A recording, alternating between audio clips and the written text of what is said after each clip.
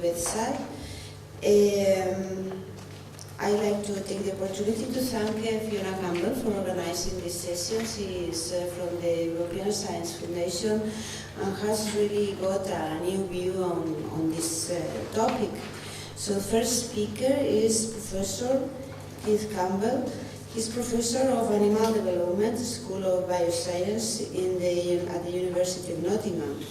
And he's going to talk of something really interesting and novel, that source of stem cells and ways to produce personalized stem cells. So, Keith, welcome to the ESOF at Barcelona. Thank you for coming. Thank you.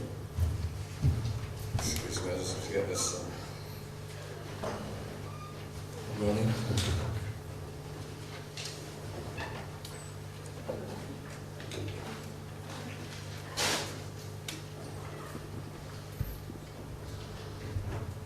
Good morning, ladies and gentlemen. It's a pleasure to see you all here at such an early time of the day.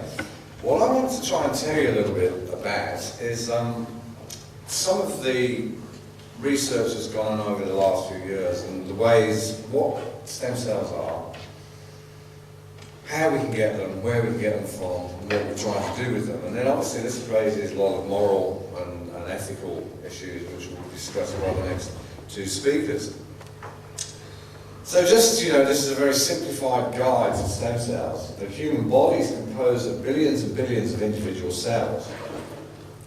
Each of those cells have specific shapes and different functions. And cells of the same type make up tissues, and the tissues make up the organs which make up the body.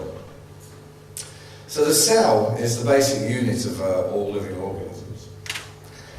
Now, as we develop from an embryo through, and we'll come back to some early developments in a minute, the cells grow to form these tissues and organs and make up the entire body.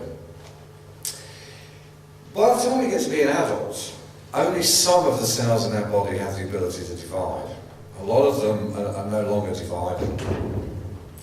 And many diseases are due to cell malfunctions, cell deaths, or inappropriate growth. We'll come back to that in a minute, just as a few examples of that.